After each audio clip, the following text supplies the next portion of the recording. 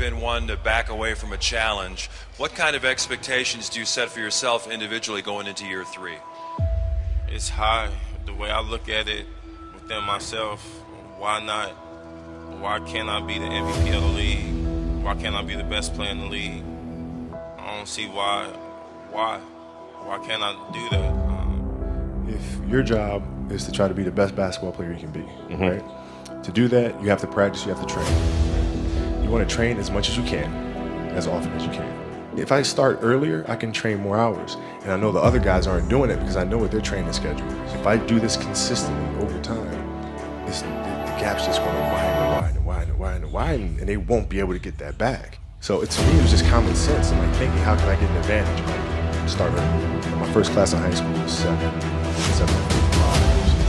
Around 5 a.m. And I played for school, just me and my coach. And sometimes it would just be me in the gym. But I played during lunch and then practice after. Go home, do my schoolwork, and then watch a bunch of games on TV and study. Mentality is a really simple confidence comes with preparation.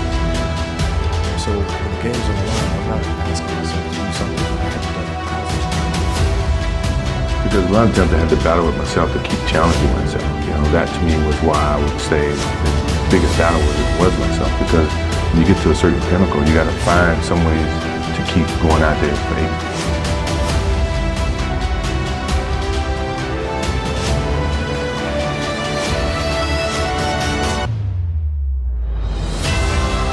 Competitive drive is far greater than anyone else that I've met. You know, I think that I thrive on that. I think that's my biggest motivation in life. You know, is to compete. You know, find different competitions and certain things in life, and try to overcome that. You know, be it positive or negative. But I have yet to meet someone who's as competitive as me. You know, and I just feel that much confident about my competitiveness.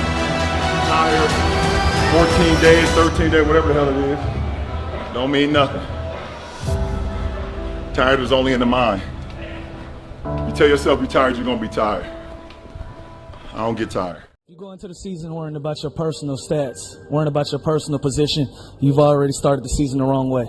Go into camp, see how your team builds out, whatever is needed at that time, whatever is needed for you. I think that's the attitude that you should go into it, and give your teammates an opportunity to trust you. I've always gone into training camp, never worrying about myself.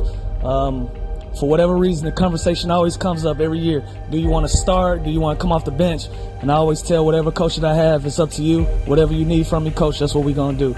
And so for young guys coming up, don't worry about starting. Don't worry about coming off the bench, whatever. Once you're inside the lines, make an impact on the game. You know, I came off the bench this year, had all-star numbers, and, you know, who knows what else will happen. So, you know, if you go into it worrying about yourself, you've doomed yourself from the beginning. I think as a competitor, if you're trying to do something meaningful, if you don't have the mindset that you're the best ever, you've failed already. So if you don't have the mindset that you are the best reporter ever, then you already failed. And that's been my mindset since I can remember. That will be my mindset as long as I can remember anything, that I am the best ever at what I do. And every day that I step on the basketball floor, I will strive to be that. But my mindset will always be as such, as I am the best to do what I do.